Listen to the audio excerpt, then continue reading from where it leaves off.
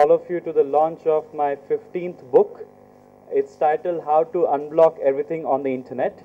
And like the name suggests, this is a book that teaches people on how they can actually unblock any blocked websites, any blocked chatting software on the Internet.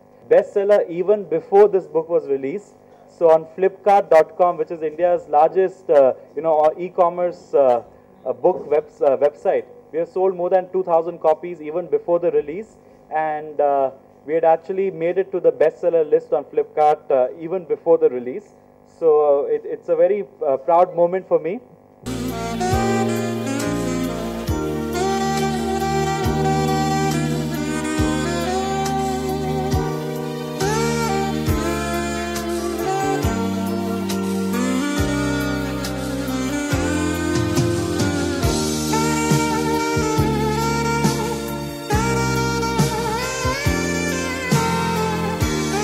I'm sure all of you have been hearing about the Indian government's plan or Indian government's threat to block or ban websites on the internet.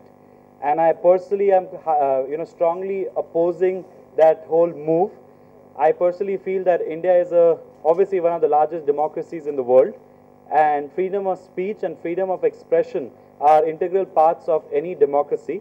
And unlike China, whereby the Chinese government has hired more than 40,000 people whose job is to simply block websites on the internet, I really hope the Indian government does not go the Chinese way, because that would be a very sad day for democracy, and that will be taking away the freedom of speech and freedom of expression that all of us as Indians have been used to since the day of independence. I think the government's remarks about completely banning or blocking websites is a big overreaction, is an extreme step, and I think it's uncalled for.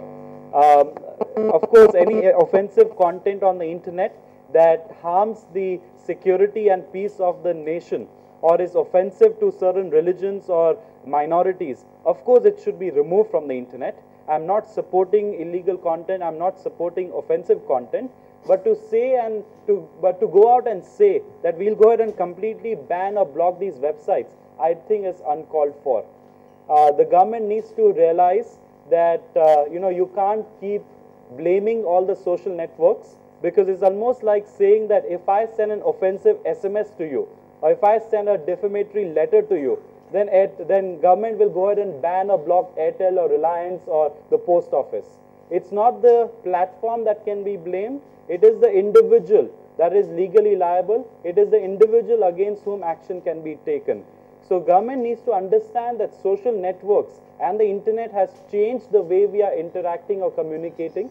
So to go ahead and say that we'll ban it is a step away from development, is a step away from growth, because in the last 1 or 2 years, there have been so many incidents where social networks and the internet has been used positively. I'll give you a quick example.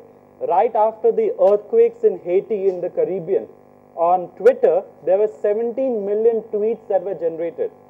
And to be very honest, most people in the world had never even heard of Haiti as a country. But because of so many tweets that were generated, suddenly people knew about Haiti, knew that there's a natural calamity that has happened there, and aid and support from different parts of the world came pouring in because of Twitter.